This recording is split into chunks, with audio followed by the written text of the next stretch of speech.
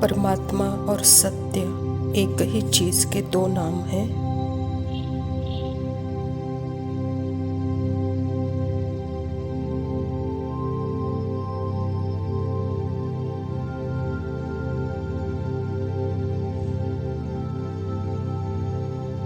परमात्मा और सत्य समानार्थी है।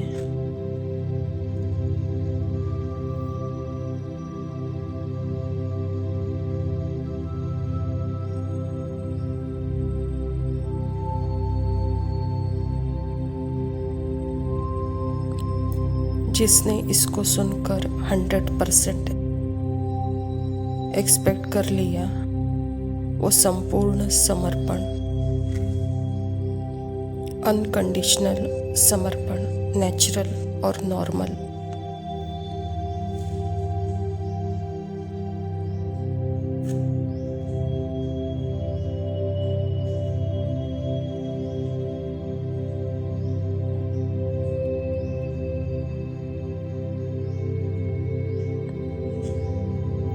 क्योंकि संगम युग सबसे बड़ी विशेषता यही है जो सभी के लिए उपलब्ध है, यानी जिस तक आसानी से पहुंचा जा सकता है, स्थिति कुछ भी हो।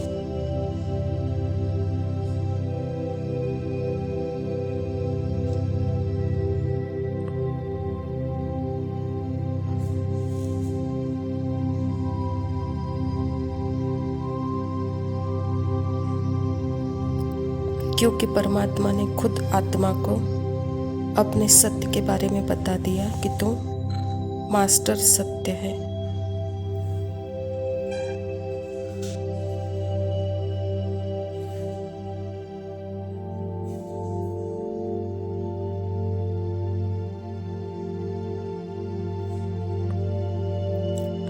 इस सत्य से मैं कभी अलग हुई ही नहीं हूँ। यही सत्य है।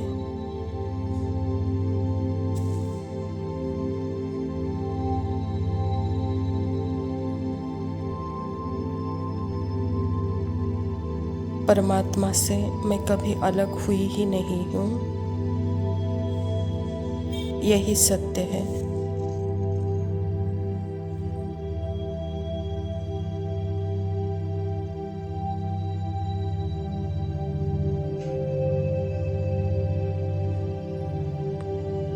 यह टाइमलेस सत्य, इसको कहते हैं संगम युग।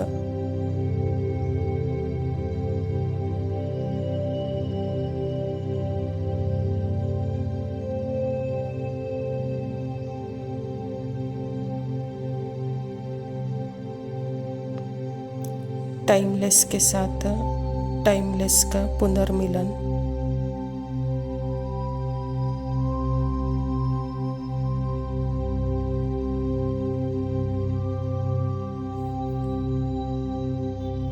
यहाँ टाइम समाप्त, यहाँ यह सारे संकल्प जो कि टाइम का आभास दे रहे थे,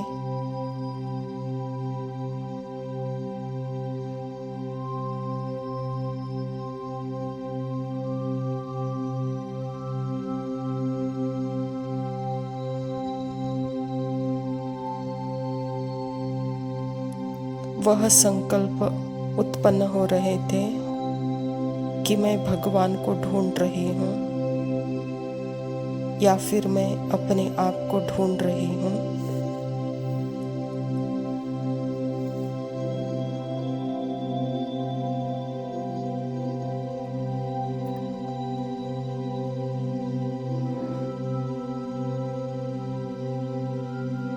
और वह संकल्प आभास दे रहे थे कि मैं जल्दी से जल्दी परमात्मा से मिल सकूं।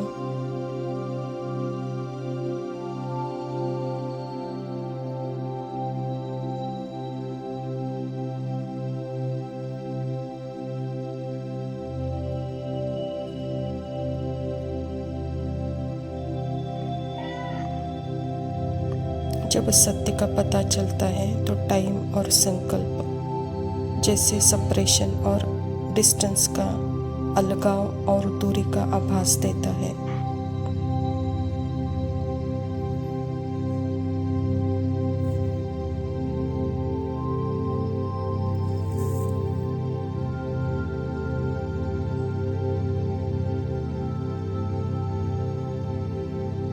टाइम और स्पेस के कॉन्सेप्ट को क्रिएट कर देता है।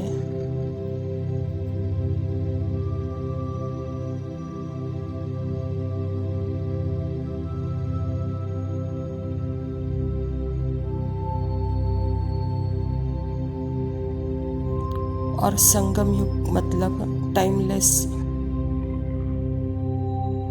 पुनर्मिलन, आत्मा और परमात्मा का पुनर्मिलन जो शाश्वत और अनंत है।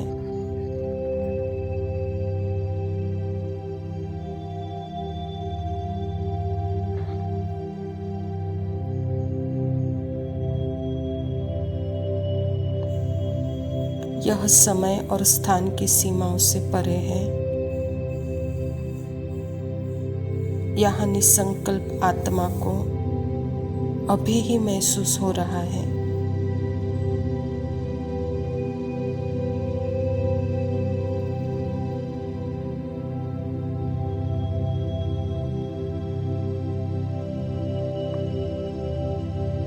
यहाँ जैसे पूरे टाइम की अर्थात पूरे 5000 वर्ष की कमेंट्री खत्म हो जाती है।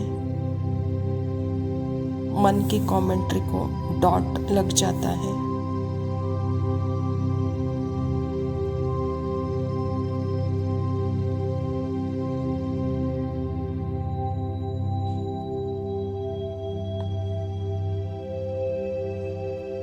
बाबा ने संपूर्ण सत्य बताकर पूरे कमेंट्री को ही जैसे मर्ज कर देते हैं।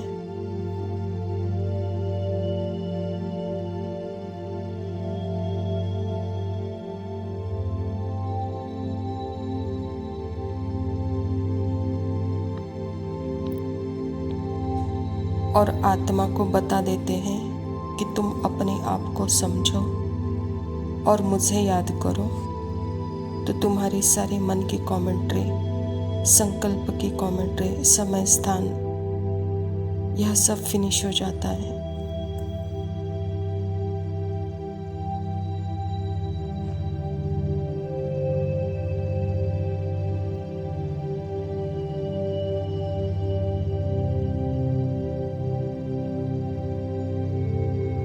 यहाँ सारे संकल्पों का समय का झाड़ जैसे मर्ज हो जाता है, तो पीछे कौन बचता है? एक सत्य।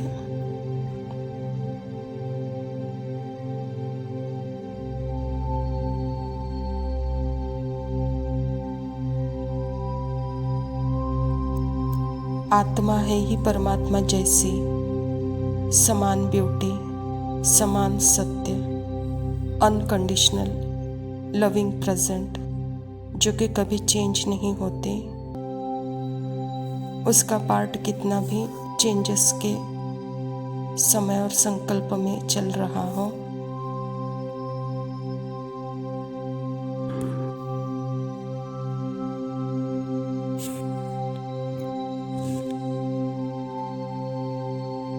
लेकिन वह लविंग प्रेजेंट है। आत्मा का अपना सत्य कभी नहीं बदलता। सत्य तो सत्य ही है।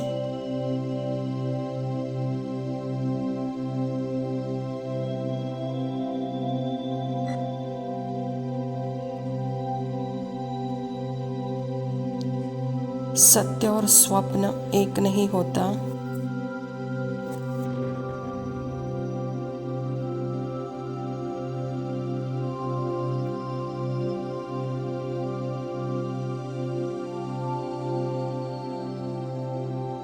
देखा जाए तो संगम युग है ही सत्य का युग। सबसे मोस्ट इम्पोर्टेंट सत्य है जो सतयुग में भी नहीं है जितना संगम युग में है।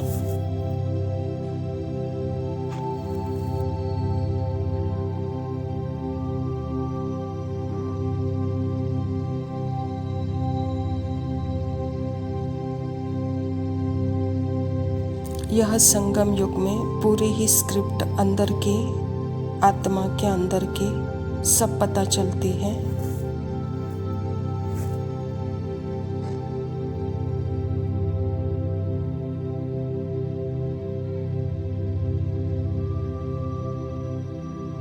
परमात्मा के पार्ट का पता चलता है, अपना बीज और झाड़ का सत्य का पता चलता है।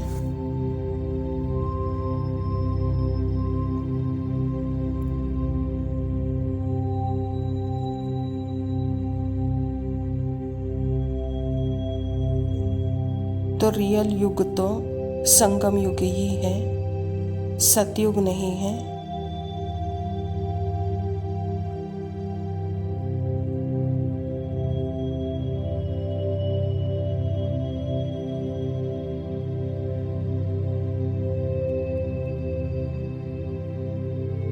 संगम युग टाइमलेस पीरियड, टाइमलेस सत्य का सारा कॉन्सेप्ट की जो क्लैरिटी है,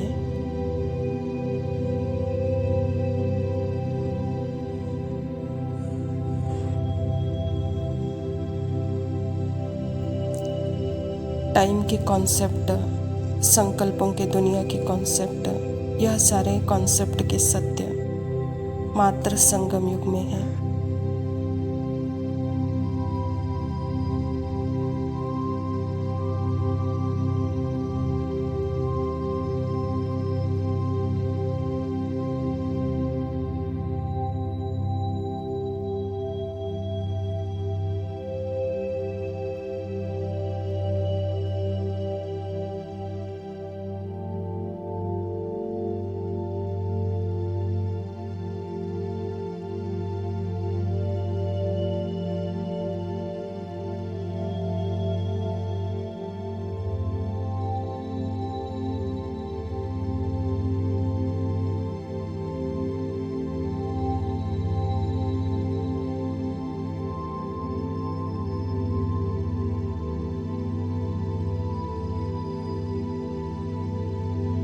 शांति।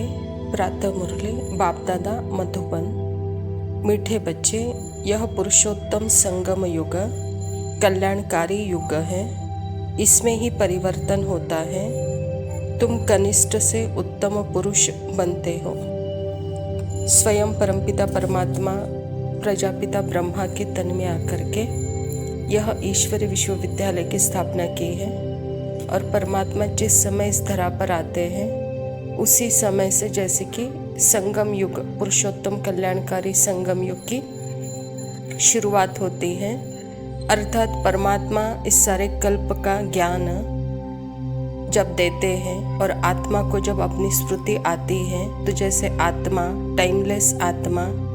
टाइमलेस परमात्मा के साथ जब मिलन मनाती है तो उसे पता चलता है कि यह सारा संकल्प और समय का कॉन्सेप्ट उसके अंदर ही है।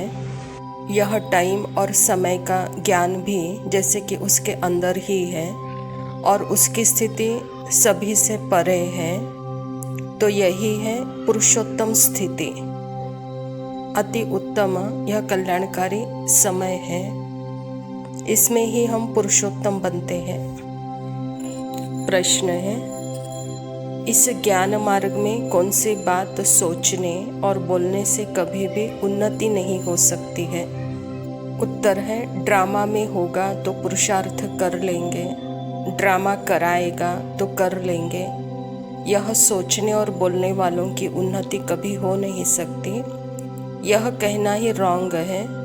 तुम जानते हो अभी जो यह पुरुषार्थ का समय है, यह भी ड्रामा में जैसे नूंद है। पुरुषार्थ करना ही है। परमात्मा हमको ज्ञान देते हैं। ज्ञान का पहला बिंदु ही है, बच्चे तुम आत्मा हो। और आत्मा को जब अपने सत्य की समझ आती है, पहचान आती है, तो जैसे पार्ट के ड्रामा में बिंदु बन जाती है, वहाँ बिंदु लग जाता है और वहाँ करना ना करना यह कॉन्सेप्ट ही जैसे ख़त्म हो जाता है। वह उसी समय से जैसे पुरुषार्थी हो जाती है। यह शब्द बोलना कि यह ड्रामा पुरुषार्थ कराएगा तो मैं करूँगी, यह भी जैसे अपने स्मृति में नहीं है। आत्मा यहाँ देह भान में है और देह भान में मन को कोई पुरुषार्थ करना ही नहीं है, न मन कोई पुरुषार्थ करता है। इसीलिए ऐसे बोल निकलते हैं। आत्मा सब शब्दों से, बोल से, मन बुद्धि संस्कार से ही परे की स्थिति में उसको अपने सत्य का एहसास होता है, परमात्मा के साथ कंबाइंड स्थिति का एहसास होता है, तो वह सर्वश्रेष्ठ पुरुषार्थ की स्थिति ही है और यही उन्नति है। धारणा के लिए मुख्य सार है। पहला पॉइंट है, पढ़ाई का सार बुद्धि में रख याद की यात्रा से कर्मातीत अवस्था को पाना है। उच्च पूजनीय बनने के लिए बाप का पूरा पूरा मददगार बनना है। परमात्मा पिता का यह ज्ञान, इसको ही पढ़ाई का सार कहते हैं। तो यह बाबा कहता, बच्चे बुद्धि में रख, अपने श्रुति स्वरूप के स्थिति को अनुभव करते हुए मेरे साथ कंबाइंड रहो। तो यह जैसे कर्मातीत अवस्था है और इसी अवस्था से ही जैसे आप उच्च पूजनीय पद पा सकते हो और यही अवस्था परमात्मा बाप के संपूर्ण मददगार अवस्था है। दूसरा पॉइंट है, सत्य बाप द्वारा राइट और रॉन्ग की समझ जो मिली है उससे राइटियस बन जीवन बंधन से छूटना है, मुक्ति और जीवन मुक्ति का वर्षा लेना है। आत्मा सत्य है और उसका सत्य का रियलाइज परमात्मा ही करा सकते हैं। सत्य अर्थात ही अपने संकल्पों के गेट बंद, स्वप्न के गेट बंद, समय और संकल्पों का, टाइम और स्पेस का कॉन्सेप्ट खत्म, और यही स्थिति जैसे कि मुक्ति और जीवन मुक्त स्थिति है। यह राइटियस स्थिति है। वरदान है, आपस में स्नेह के लेन देन द्वारा सर्व को सहयोगी बनाने वाले सफलता मूर्त भव। अभी ज्ञान देने और लेने की स्टेज पास की, अब स्नेह की लेन देन करो। जो भी सामने आए, संबंध में आए, तो स्नेह देना और लेना है। इसको कहा जाता है सर्व के स्नेही व लवली। ज्ञान दान अज्ञानियों को करना है, लेकिन ब्राह्मण परिवार में इस दान के महादानी बनो। संकल्प में भी किसी के प्रति स्नेह के सिवाय और कोई उत्पत्ति न हो। जब सभी के प्रति स्नेह हो जाता है तो स्नेह का रिस्पॉन्ड सहयोग होता है और सहयोग के रिजल्ट सफलता प्राप्त होती है। बाबा कहता, आत्मा जब अपने स्मृति में है, परमात्मा के साथ कंबाइंड है, तो जैसे सदा ही वहाँ सफलता मूर्त की स्थिति है, वहाँ सदा ही जैसे दातापन की स्थिति है। दाता अर्थात ही सदा मैं सबको शांति दे रही हूँ, प्रेम दे रही हूँ, खुशी दे रही हूँ। तो बाबा कहता, बच्चे यह देना ही जैसे लेना हो जाता है। तो यहाँ बाबा कहता, बच्चे ज्ञान अज्ञानियों को दो, लेकिन ब्राह्मण परिवार में दान के भी महादानी बनो। अर्थात आपके संकल्पों में भी किसी के प्रति स्नेह के सिवाय और कोई उत्पत्ति न हो, कहता बाबा, क्योंकि जो सत्य ड्रामा है उसका ज्ञान आपको है। इसीलिए सबको स्नेह का रिस्पॉन्ड करो, इसी का सहयोग दो और इसी का सहयोग से आपको सफलता सहज प्राप्त होगी। स्लोगन है, 1 सेकंड में व्यर्थ संकल्पों पर फुल स्टॉप लगा दो, यही तीव्र पुरुषार्थ है। आत्मा निरसंकल्प है, संकल्पों से परे है। इस स्थिति में रहते जो संकल्प मुझे यूज करने हैं वही संकल्पों को मैं यूज करूँगी। बाकी जो संकल्प आने जाने वाले हैं वह वेस्ट ऑफ टाइम है।